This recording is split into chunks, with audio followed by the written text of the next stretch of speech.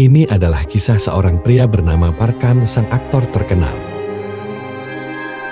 Park Kang saat itu sedang mencapai puncak dalam karirnya.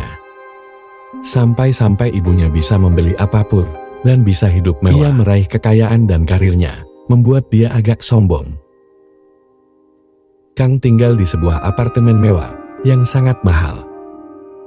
Kemanapun dia pergi, dia selalu ditemani oleh manajernya, Jo Yoon.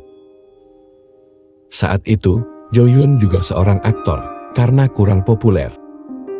Ia akhirnya memutuskan untuk berhenti dan mending jadi manajernya Kang. Dia bertanggung jawab atas urusan dan jadwal Kang.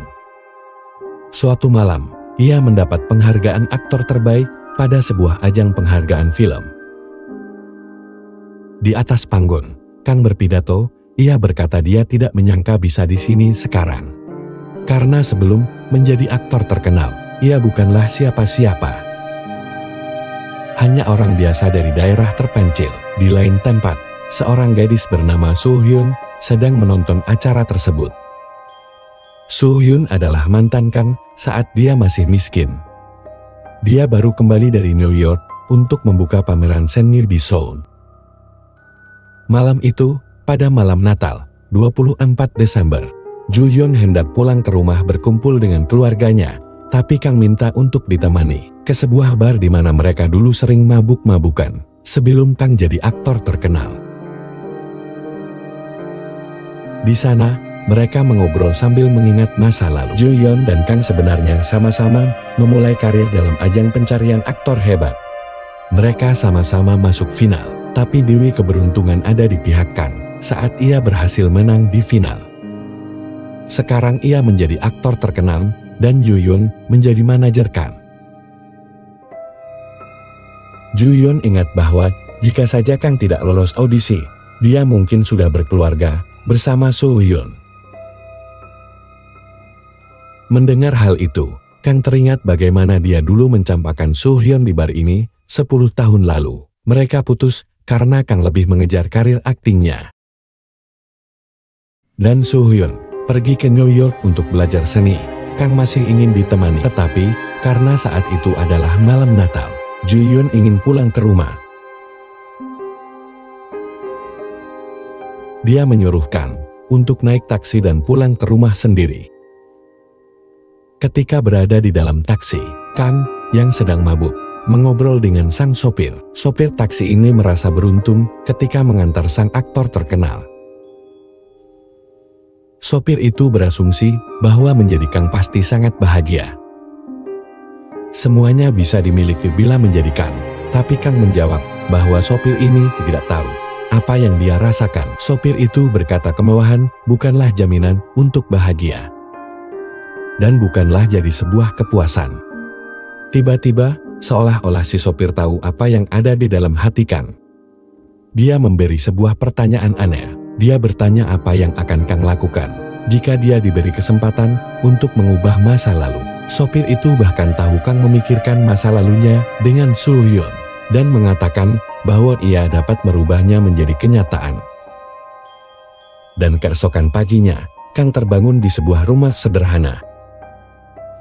Dia benar-benar bingung mengapa ia ada di tempat seperti ini.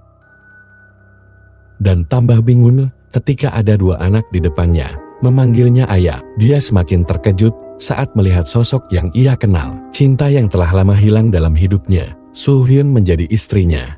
Kang dijelaskan bahwa dia berada di dalam rumah dan kedua anak tersebut adalah anaknya.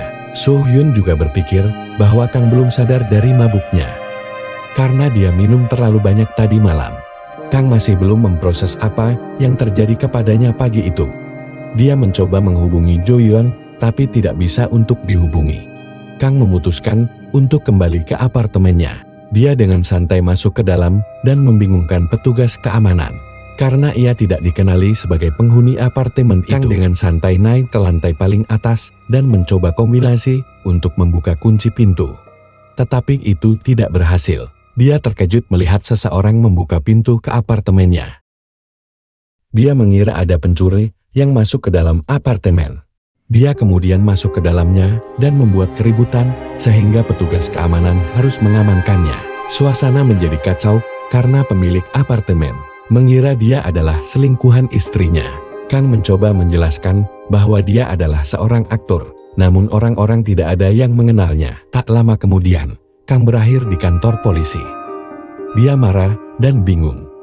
Polisi menjelaskan bahwa apartemen tersebut bukan miliknya karena tidak ada di dalam data. Kang sangat terkejut saat sadar semua yang dimilikinya hilang hanya dalam satu malam. Kang bahkan merasa malu ketika Soo Hyun datang untuk menjemputnya, tapi Kang tidak mengakui istrinya sendiri.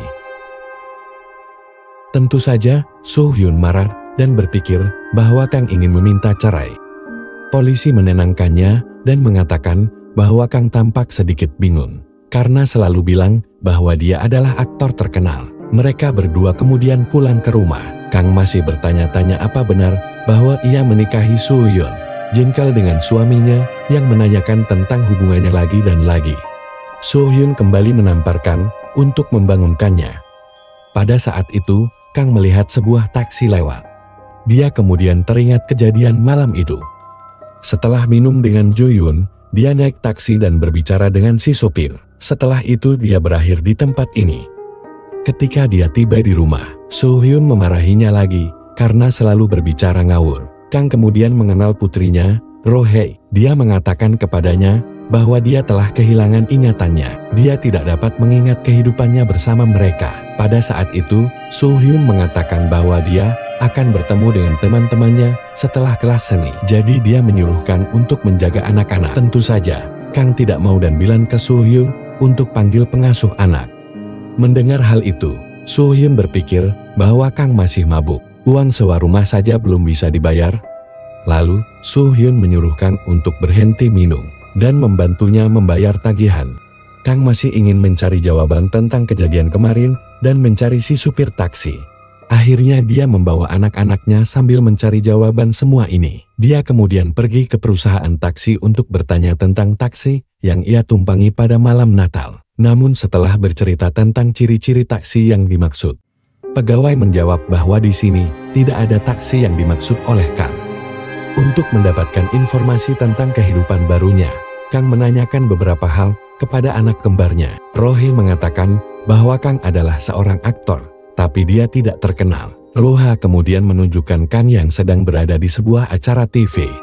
Kang terkejut melihat dirinya sendiri bermain peran cameo di sana. Pada malam hari, Soo Hyun menyuruh Kang untuk memberitahunya tentang yang terjadi pagi ini.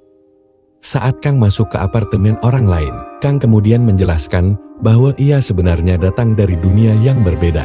Setelah naik taksi tadi malam, kehidupan yang ia jalani bersama Soo Hyun adalah kehidupan yang ia inginkan, dan si sopir taksi mengabulkannya, sehingga Kang menjadi seperti sekarang. Soo Hyun berpikir bahwa apa yang dikatakan Kang tidak lain hanyalah omong kosong. Ketika Kang akan berbaring, dia merasa tidak nyaman karena tidak terbiasa tidur dengan Soo Hyun. Apa yang terjadi dengannya berbanding terbalik dengan kehidupan sebelumnya. Sebelumnya ia selalu tidur sendirian, tapi sekarang dia akhirnya tidur berdua dengan orang yang dicintainya pula. Hari-hari bersama keluarga barunya, keluarga yang ia tidak pernah sangka, akhirnya dimulai. Dia harus tidur bersama, makan bersama, berurusan dengan anak kembarnya, dan harus menjadi seorang ayah dan seorang suami di rumah. Kang tidak punya hubungan emosional dengan si kembar, dan dia masih belum bisa beradaptasi dengan kehidupan barunya. Itu adalah kehidupan yang berulang dan membosankan baginya. Suatu malam, Soo Hyun mengingatkan Kang bahwa ia ada jadwal syuting dengan Mystic TV untuk sebuah film. Mystic TV adalah saluran TV dengan rating rendah dan film yang buruk. Meskipun penampilannya bagus dan keluarganya bangga terhadapnya, tapi ia pikir ini adalah sampah. Pada saat itu, temannya Wo Hye memanggil dan memintanya untuk membantu mempromosikan teaternya. Ternyata selain di TV, Kang dalam kehidupan ini juga aktif dalam pertunjukan teater. Saat mereka bertemu, Kang bertanya kepada Wo Hye mengapa dia tidak bisa menghubungi Jo Yeon. Wo Hye mengatakan bahwa Jo Yeon saat ini sedang sibuk dalam mempromosikan film terbarunya. Kang jadi tahu, ternyata Jo Yeon, yang merupakan manajernya di dunia nyata, adalah aktor terkenal dalam kehidupan ini. Kang baru menyadari bahwa karirnya telah tertukar dengan Jo Yeon. Suatu hari, Kang mencoba pergi ke kantor agensi tempat Ju-Yun bekerja dengan menerobos masuk. Dia naik ke atas dan akhirnya berhasil bertemu dengan Ju-Yun yang masih mengenalinya. Dia kemudian mengundang Kang untuk makan bersama. Dari obrolan itu, Kang mengetahui bahwa Ju-Yun bisa menjadi aktor karena Kang mengundurkan diri. Saat audisi final, Kang mundur demi mengejar Soo-hyun ke bandara. Karena itulah Ju-Yun muncul dan menjadi seorang aktor dalam kehidupan ini. Setelah makan siang dengan Jo-Yun, Kang kemudian pergi menyusul Soo-hyun di galerinya. Dari kata-kata Jo-Yun, Kang tahu bahwa dia sengaja melewatkan kesempatan emas demi mengejar Soo-hyun. Berbeda dari kenyataannya, bahwa ia memutuskan hubungan dengan Soo-hyun demi mengejar karirnya. Sejak saat itu, perlakuannya terhadap Soo-hyun jadi berubah. Kang bertanya apa yang akan terjadi jika Soo-hyun pergi ke New York 10 tahun yang lalu. Soo-hyun mengatakan bahwa dia lebih menyukai kehidupannya saat ini dengan Kang dan anak kembar mereka. Singkat cerita, suatu malam, Wohye dan Kang tampil di pertunjukan teater mereka. Jo-hyun, yang hadir malam itu, ketiduran karena mengantuk menonton pertunjukan.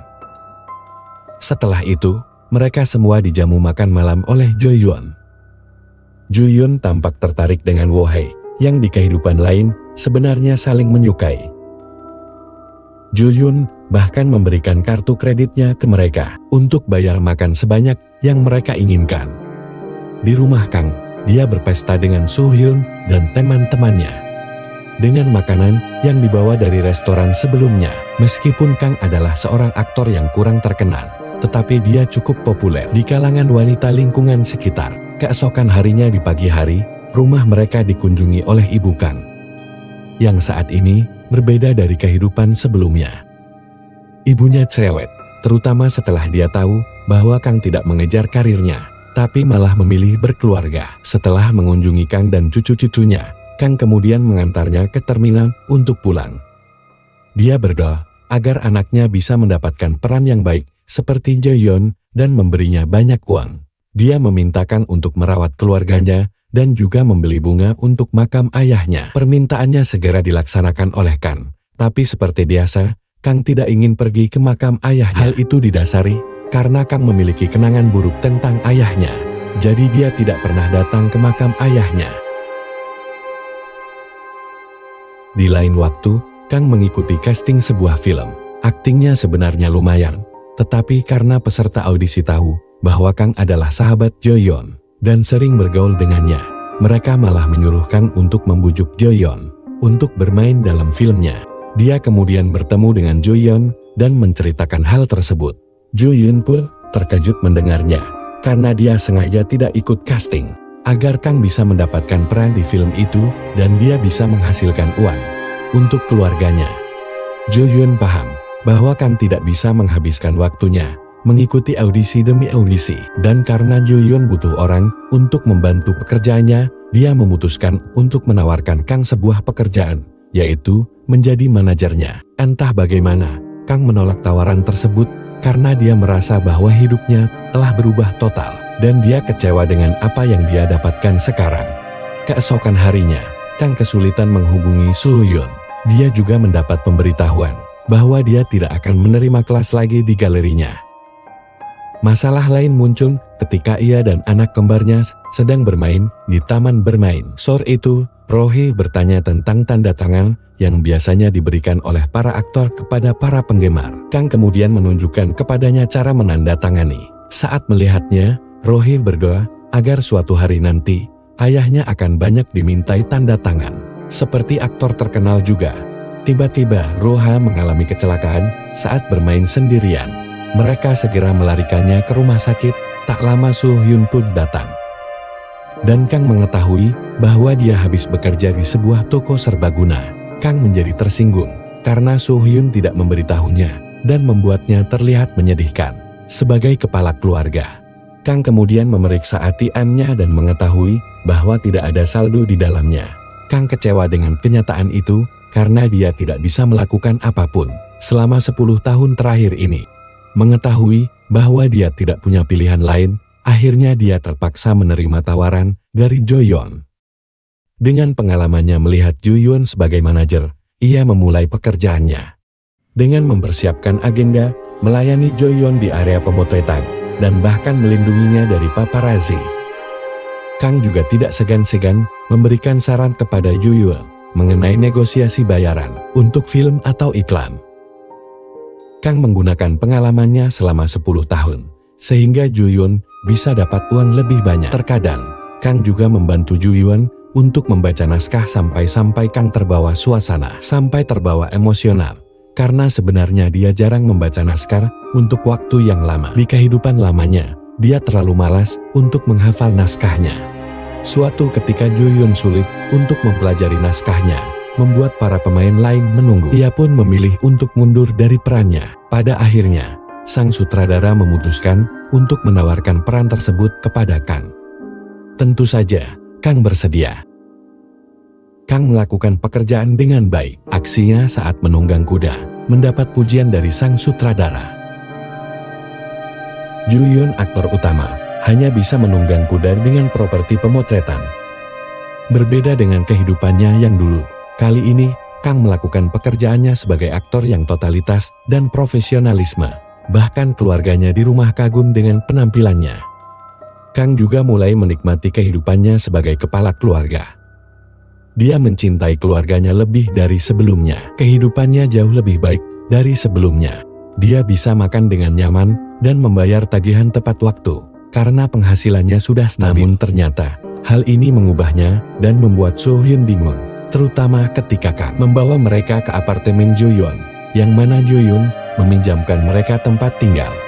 So-hyun tidak setuju dengan rencana tersebut. Dia berpikir bahwa uang telah mengubah Kang sepenuhnya. Kang ingin meninggalkan kenangan pahit di tempat lama, tempat mereka memulai segalanya. Tapi itu juga meninggalkan banyak kenangan bersama si kembar. Dia tidak ingin kehilangan hal itu dengan pindah ke apartemen ini. Di sisi lain, Kang hanya ingin memberikan yang terbaik untuk istri dan anak-anaknya.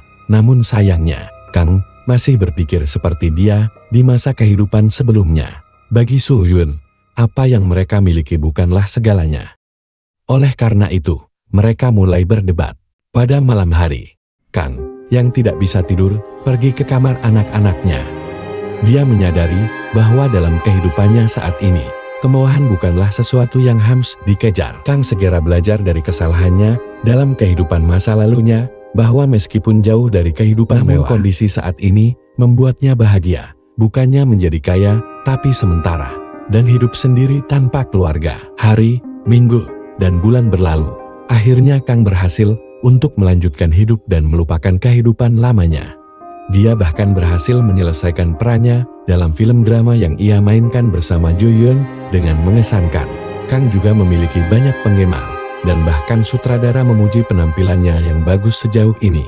Sang sutradara juga mengatakan bahwa Jo-yeon dan Kang harus beralih posisi, karena Jo-yeon lebih cocok menjadi manajer. Kang juga mendapatkan sesi wawancara khusus yang melambungkan namanya dari seorang aktor figuran menjadi manajer, dan dari manajer menjadi aktor pro.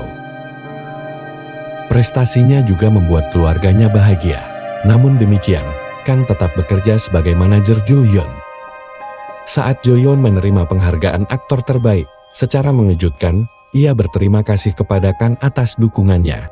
Karena tanpa dia tidak akan dapat mencapai hal tersebut. Jika bukan karena Kang. Jo-yeon juga mengatakan bahwa Kang adalah aktor yang lebih baik dibanding dirinya. Untuk merayakan penghargaan tersebut, Jo-yeon meminta Kang untuk minum. Dia memberitahu Kang bahwa ada lowongan peran untuk drama berikutnya. Tetapi proses syutingnya di luar negeri selama 3 bulan.